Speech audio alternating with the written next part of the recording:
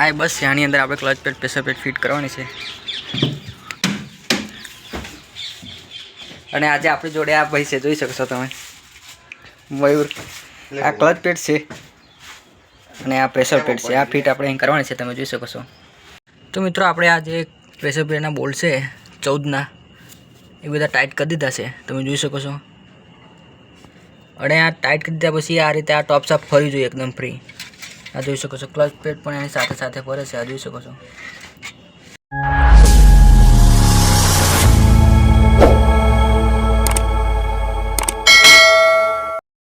Hello મિત્રો, જય માતાજી, જય દ્વારકાધીશ। તો સ્વાગત છે તમારું બધાનું એક નવા વિડીયોમાં। તો કેમ છો બધા મારા ગુજરાતી ભાઈઓ, મજામાં થશો? તો આજે આપણે ફરીથી એકવાર આવી ગયા છીએ એસટી ડેપોમાં ને આજે આ ગાડી પાછળથી તમને દેખાય છે 4268, એની અંદર ક્લચ પેડ અને પ્રેશર પેડ લગાવવાની છે, બધું ખોલેલું છે, ખાલી ફિટ કરવાનું છે।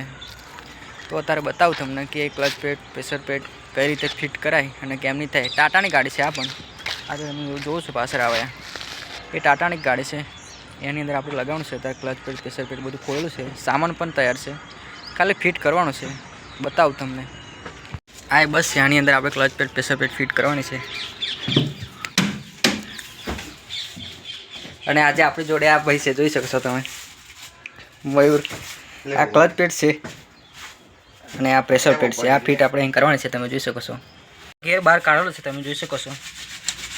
આ ફ્લાયવ્હીલ છે, અહીં આગળ ક્લચ પેડ અને પ્રેશર પેડ પહેલાં આપણે ફિટ કરી દઈએ અને પછી ગેરનો ધક્કો મારીને ગેર ફિટ કરવાનો છે। બધો સામાન અહીં આગળ જ છે, પોણા પકડ એવું પણ અહીં આગળ છે બધું। તો બતાવીએ આગળ કઈ રીતે ફિટ કરવાનું એ। તો મિત્રો ટાટા BS4 એની ક્લચ પેડ પ્રેશર પેડ આવી આવે છે, સોરી આ ક્લચ પેડ કહેવાય આને। આ જે 3 બોર્ડ લગાવેલા છે એ જે આનું પ્રેશર હોય, પ્રેશર ખુલી ના જાય એટલા માટે આ લગાવેલા હોય છે બધામાં, અને જ્યારે આપણે ખોલીએ અને લગાવીએ ત્યારે પણ આ લગાવેલા હોવા જરૂરી છે, જેથી કરીને સટકે ને વાગે નહીં આપણને, એટલા માટે। આ નવી જૂની જ બનીને આવી છે, એને આપણે ફિટ કરવાની છે। અત્યારે BS4 છે ટાટા, આ જોઈ શકો છો તમે ટાટા। બતાવીએ આપણે કેવી રીતે ફિટ કરીએ। આપણે જ્યારે આ ક્લચ પેડ અને પ્રેશર પેડ ફિટ કરીએ ત્યારે જે આ પ્રેશર પેડ હોય અને આ ક્લચ પેડ આવે અંદર, તો પહેલાં આપણે આ ટોપ સાપ કહેવાય અને ટોપ સાપ કહેવાય અને તો આ સીધી પહેલાં ફિટ કરી દેવાની, તો શું જેથી કરીને ક્લચ પેડ નીચે ના રહે, આમ એકે બાજુ રહે ને કમ્પ્લીટ સીધે પછી ગેર નાખીએ આ એટલે સીધો ગેર એકદમ અંદર ફિટ થઈ જાય। તો ટોપ સાપ આપણે આ બોલ્ટ હજુ ટાઈટ નથી કર્યા, આપણે આ જે દેખાય છે ક્લચ પેડ પ્રેશર પેડ ના આવે એ ટાઈટ નહીં કરે, હજુ ઢીલા છે। તો એ ઢીલા હોય અને આ 3 લગાવેલા હોય, આ ફિટ કરી દો તમે પ્રેશર પેડના, અને જો આ 3 બોર્ડ લગાવેલા હોય આવ્યા આ પ્રેશર પેડ ઉપર આવ્યા 12-13ના, હા, તો આ ટોપ સાપ ફરવી જોઈએ આ રીતે જે ફરે છે એકદમ ફ્રી। આ 3 લગાવેલા હોય તો આ 3, આ 1, આ 2 અને આ 3 લગાવેલા હોય ત્યારે આ રીતે આ ટોપ સાપ ફરવી જોઈએ, અને એની સાથે આ ક્લચ પેડ ફરે છે, તમે જોઈ શકો છો। આ ક્લચ પેડ આ રીતે ફરવી જોઈએ, સીધી કમ્પ્લીટ ફિટ કરી હોય તો આ રીતે ફરવી જોઈએ, તો આપણે એકદમ કમ્પ્લીટ માપ કહેવાય।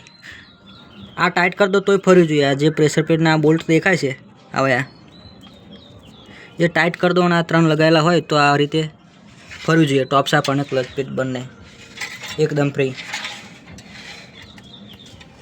તો અત્યારે આપણે આ ક્લચ પેડ અને પ્રેશર પેડ લગાવી દીધી છે, ટોપ સાપ પણ લગાવી દીધી છે, અને આ ટાઈટ કરી લઈએ પછી બતાવું તમને આગળ આવ્યા બોલ્ટ પહેલાં ટાઈટ કરી લઈએ પછી બતાવું તમને। તો મિત્રો આપણે આ જે પ્રેશર પેડના બોલ્ટ છે 14ના એ બધા ટાઈટ કરી દીધા છે, તમે જોઈ શકો છો। અને આ ટાઈટ કરી દીધા પછી આ રીતે આ ટોપ સાપ ફરવી જોઈએ એકદમ ફ્રી। આ જોઈ શકો છો ક્લચ પેડ પણ એની સાથે સાથે ફરે છે, આ જોઈ શકો છો। આ રીતે એકદમ ફરવી જોઈએ। આ 12-13ના લગાવેલા હોય પહેલાં, આ 12ના બોલ્ટ પ્રેશર પેડ ઉપર આવ્યા 3 તો ફરશે, અને આ નહીં લગાવેલા હોય તો આ રીતે આ નહીં ફરે। ટાટાની અંદર ખાલી આ સિસ્ટમ હોય છે, લેલરની અંદર નથી હોતી આવી સિસ્ટમ, BS4ની અંદર। અને આ બોલ્ટ ખોલી લઈશું તે પછી આ જે ફરે છે આ રીતે ક્લચ પેડ એ નહીં ફરે, તમને બતાવું પછી।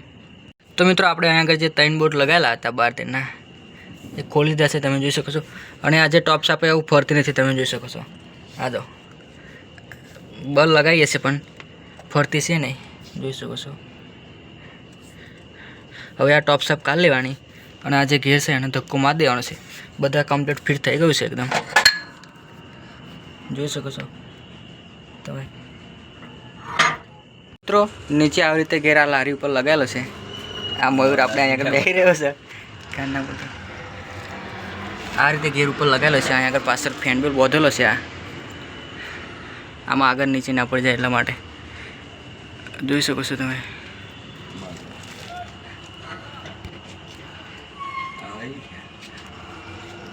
ઉપર જઈને બતાવો તમને. ઘેરને ધક્કો મારવાનું બાકી રહ્યું છે ખાલી. તો મિત્રો આપણે ઘેરના આટલા સુધી લાવી દઈશું, તમે જોઈ શકો છો.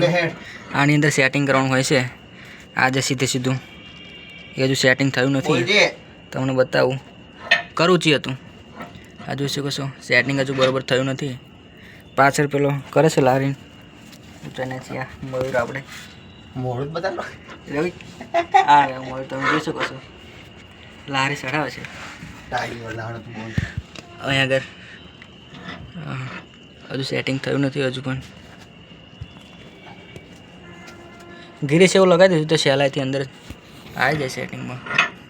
અહીંથી બતાવું છું પણ આ જોઈ શકો છો તમે અહીંથી. બોલ હજુ કરું છું. હા રવા દે બસ ના કરીએ બસ લે બસ. તો મિત્રો ઉપરથી તો સેટિંગ નહોતું થતું તો આમ તો પણ નીચે ઘેર ઊંચો કરવાનો હતો એટલા માટે આપણે નીચે આવી ગયા છીએ.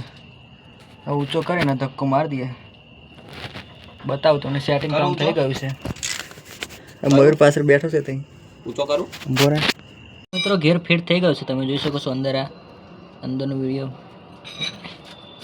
બોલ પણ રાઉન્ડ લગાવી દીધા છે. આ જોઈ શકો છો તમે. ખાલી ટાઈટ કરવાના રહ્યા છે.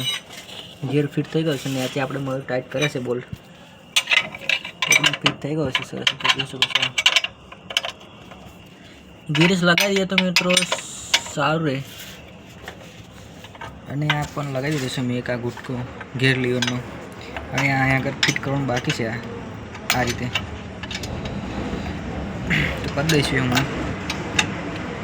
તો પહેલાં આ બધું ટાઈટ કરી દઈએ પછી બતાવું તમને. ખોલા લાગે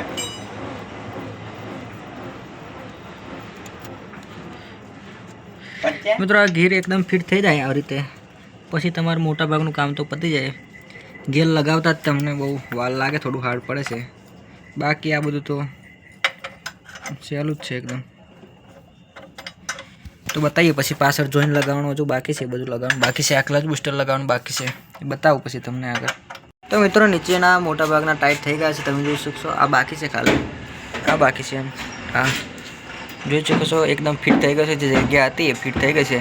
જે રીતે તમે બોલ્ટ ટાઈટ કરો એ ત્યાં આગળ જગ્યા ફિટ થતો જાય ને ઘેર ફિટ થઈ જાય. હા હોવા પ્રેશર પેટ અહીં દેખાય છે, ક્લચ પેટ પણ દેખાય છે, જોઈ શકો છો તમે. હા અહીંથી જોઈ શકો છો તમે. ઉપર પણ ટાઈટ કરવાનું બાકી છે, ટાઈટ કરે છે ઉપર મયુર. નીચે આપણે કરી અને જઈએ. મયુર બહુ સીધો માણસ છે, એકદમ સીધો જલેબી છે. આ રહ્યો જોઈ લેશો તમે એકદમ. તો આપણે મયુર અહીંયા ટાઈટ કરી રહ્યો છે, તમે જોઈ શકો છો. બોલ્ટ યાર ટોમી વડે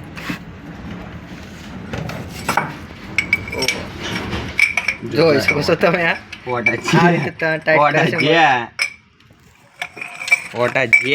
નીચે મિત્રો હું ટાઈટ કરીને આવી ગયો છું. ઉપર ખાલી બાકી છે, જોઈ લઈએ આપણે કે કેટલા રહ્યા છે એમ.